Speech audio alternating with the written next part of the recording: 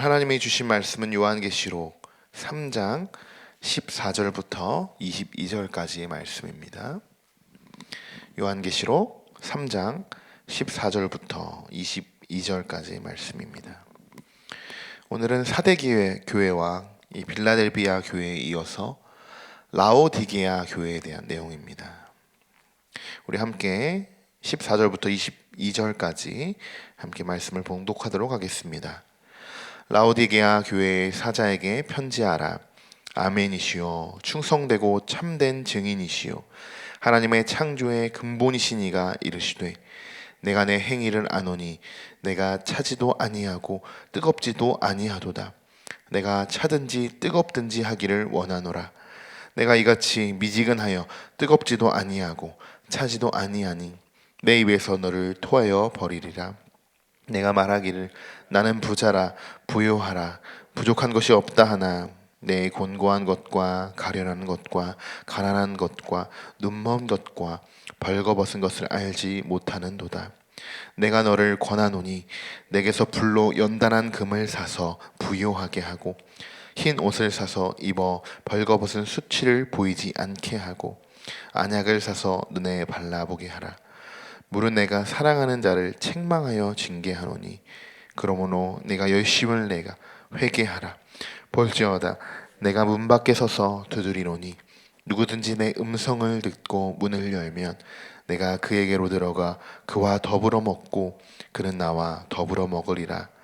이기는 그에게는 내가 내 보좌에 함께 앉게 하여 주기를 내가 이기고 아버지 보좌에 함께 앉은 것과 같이 하리라. 귀 있는 자는 성령이 교회들에게 하시는 말씀을 들을지어다. 아멘. 라오디게아 교회는 빌라델비아 교회처럼 이 칭찬 대신에 비판과 또 책망만 그렇게 받고 있는 소개로 지금 소개가 됩니다. 이들의 문제점은 무엇이었을까요? 여러 가지가 있을 텐데 오늘 말씀을 비추어 볼 때 이들의 문제점은 거짓된 자기의 만족에 지금 빠져 있다라는 것을 알 수 있습니다. 라오디게아 교회의 배경을 살펴보면 이 교회는 외부적으로 극심한 핍박이 없는 평온한 그런 교회의 모습이었습니다.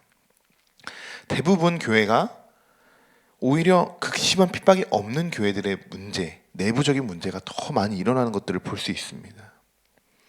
그리고 이들의 주요 사업으로는 아주 질 좋은 이 양모, 이것을 요즘 말로 울이라고 하더라고요. 이 약물을 생산해서 경제적으로 아주 윤택한 삶을 살았습니다. 하지만 17절의 말씀에서는 이렇게 이야기합니다. 내가 말하기를 나는 부자라 부요하여 부족한 것이 없다 하나 내 곤고한 것과 가련한 것과 가난한 것과 눈먼 것과 벌거벗은 것을 알지 못하는도다. 여러분 어떤 것이 문제인지 아시겠죠? 일단 물질 만능주의에 이들은 분명히 빠져 있었다는 것입니다. 이것은 아주 1차적인 문제입니다. 그러나 이것을 간단하게 볼 것이 아니라 이 문제가 분명히 어떻게 그들에게 번져나가는지 우리가 마태복음 말씀을 비교해서 또 인용해서 말씀을 보도록 할 텐데요. 마태복음 19장에서 여러분 잘 아실 겁니다. 부자 청년의 이야기입니다. 낙타가 바늘길로 들어가는 것이 부자가 하나님 나라에 들어가는 것보다 쉽다. 이렇게 말씀하셨습니다. 여러분 이 말씀 라오디아 이 교인들도 분명히 알고 있었을 것입니다. 그럼 부자들은 여러분 다 천국에 못 들어가는 걸까요? 이런 질문이 우리가 일반적으로 그냥 생길 수 있겠죠. 이 말씀도 잘못 오인하면 교회의 모든 물질들 다 우리가 헌금하고 우리가 모든 거 다 바쳐서 여러분 그래야 우리가 여러분 천국 갑니다. 이렇게 선포하면 어떻게 될까요, 여러분? 그 순간 이단이 되는 겁니다. 이것은 그냥 1차적인 물질에 대해서 여러분 이야기하고 있는 것은 아닙니다. 지금 부자 청년의 이야기에서도 그렇습니다. 부자 청년은 분명히 이런 이야기들을 하기 전에 예수님 어떻게 해야 내가 영생을 얻을 수 있습니까? 분명히 영생에 관한 문제였습니다. 그래서 예수님은 내 소유를 팔아 가난한 자들에게 주라. 그리하면 하늘의 보화가 내게 있을 것이다. 분명히 물질은 내 소유를 팔아주지만 더 큰 금은 보화가 분명히 주어진다고 했습니다.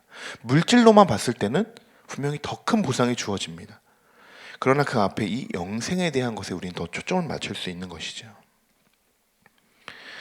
여러분도 이 말씀이 정말 물질만을 이야기하고 있는 것은 아니라는 것을 아실 겁니다. 예수님이 이렇게 말씀하신 것은 현재 그 사람의 마음의 상태를 보고자 하신 것입니다. 어떤 행동을 하기 위해서 여러분 마음이 먼저 우선시 되어야겠죠. 오늘 라오디게아 교인들도 한번 이들의 마음은 어땠을까요? 15절 16절의 말씀 우리 함께 같이 두 절의 말씀을 읽어보겠습니다. 내가 내 행위를 아노니 네가 차지도 아니하고 뜨겁지도 아니하도다. 내가 차든지 뜨겁든지 하기를 원하노라. 내가 이같이 미지근하여 뜨겁지도 아니하고 차지도 아니하니 내 입에서 너를 토하여 버리리라. 이들의 두 번째 문제점, 사대교회에서 벌어지는 문제점과 동일합니다. 안일주의에 빠지게 된 것입니다. 대부분 핍박이 없는 교회들에게서 나타나는 특징입니다. 여러분 많이 들어보셨던 이야기입니다. 지금 이 말씀. 신앙은 차거나 뜨거워야 된다. 이도 저도 되면 안 된다. 이런 설교를 접해 보셨을 텐데 물론 여러분 신앙에는 기복이 어느 정도는 있죠. 기복이 없을 수는 없는데 그러나 요한이 이렇게 말하는 진짜 의미는 무엇일까요? 무조건 뜨거워야 된다는 겁니다. 정말 얼음같이 신앙이 차가워야 되고 정말 불같이 뜨거워야 된다. 이것을 그냥 비교했을 뿐이지 우리의 신앙은 그냥 무조건 뜨거워야 된다는 것을 강조하고 있는 것입니다. 요한은 라오디게아 교인들에게 영적인 은혜를, 아주 뜨거운 영적인 은혜를 다시 갈구하도록 요청을 하고 있는 것이고 죄에 대한 이 심각성을 그들로 하여금 깨닫게 하기 위해서 회개할 수 있도록 돕고 있는 것입니다. 지금 이들은요 죄를 죄로 인식하지 못하고 있는 것이죠. 이것이 안일주의에서 오는 아주 무서운 죄입니다. 사실 여러분 무엇을 마실 때 차거나 뜨겁거나 하면 마시기가 편하죠. 죄송해요. 차거나 뜨겁거나 하면 마시기가 불편합니다. 오히려 미지근했을 때 우리가 그것을 더 잘 마실 수 있죠. 그런데 오히려 미지근하면 여기서는 토해버린다 라고 이야기했습니다.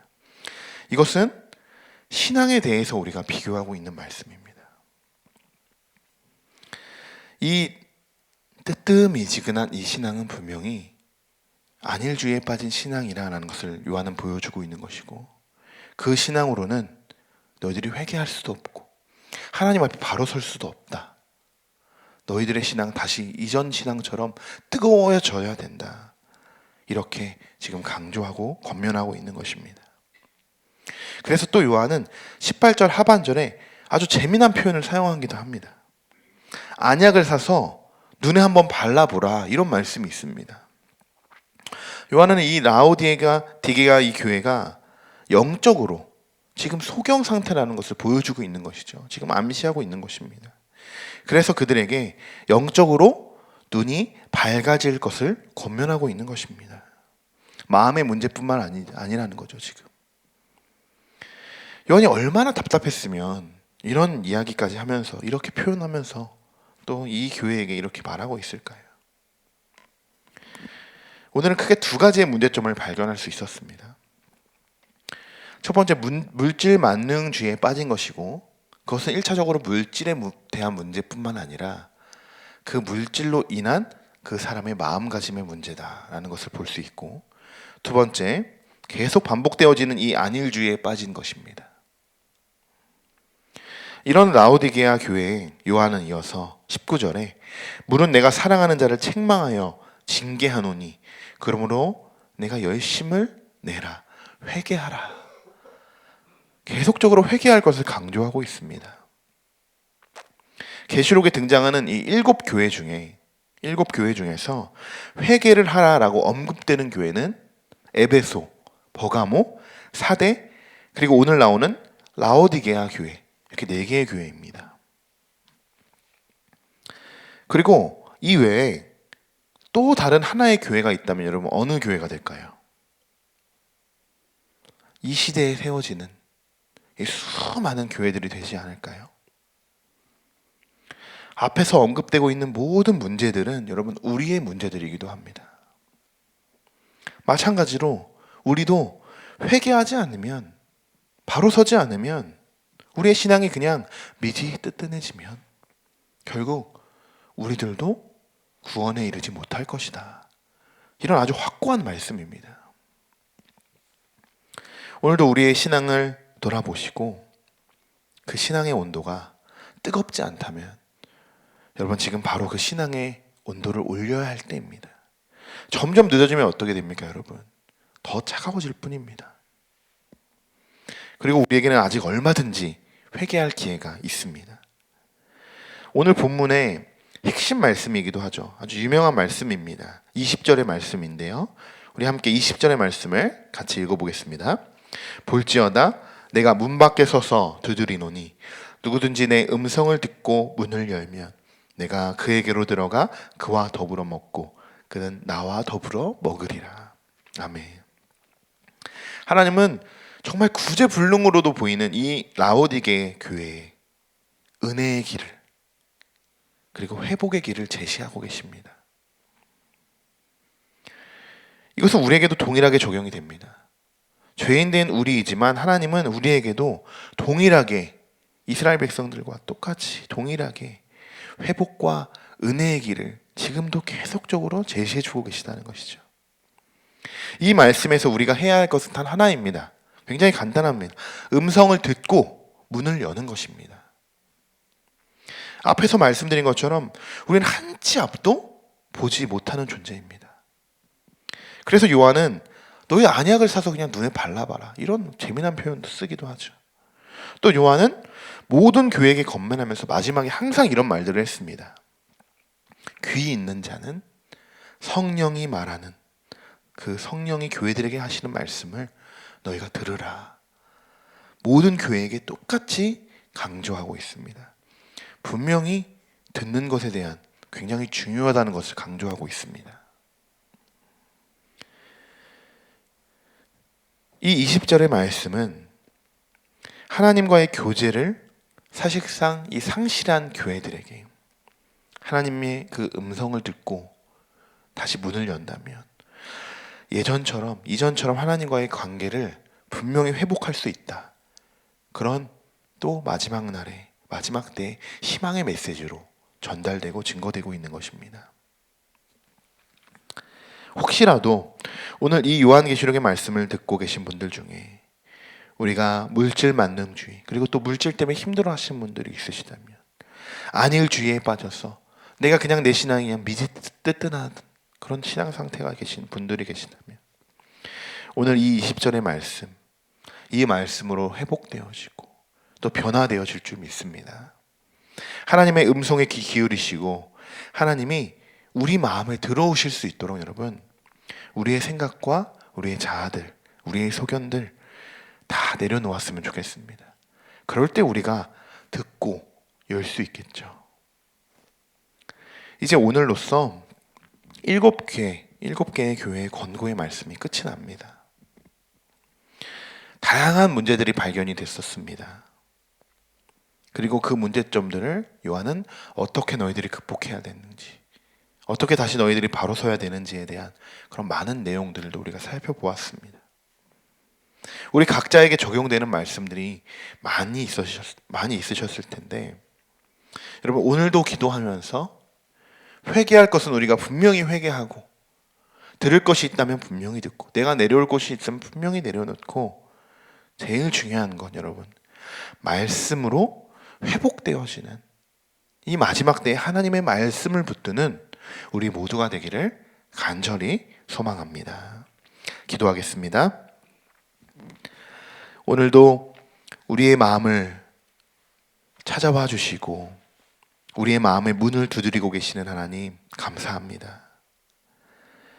눈이 멀어 보지 못하고 귀가 막혀 듣지 못하고 입이 닫혀 고백하지 못했습니다. 하나님은 지금도 우리에게 찾아와 주시고 계시는데 우리가 그 소리를 듣지 못하고 있습니다. 하나님, 우리를 불쌍히 여기시고 오늘 이 시간 기도할 때 우리의 마음을 열 수 있도록 인도하여 주시옵소서. 기도하는 모든 자들의 마음을 살피시고 굳게 하셔서 우리가 기도하고 예배하는 모든 순간들이 오직 하나님의 영광을 위해서 살아갈 수 있고 우리가 하나님의 영광을 위해서 변화되는 삶을 나아갈 수 있도록 인도하여 주시옵소서.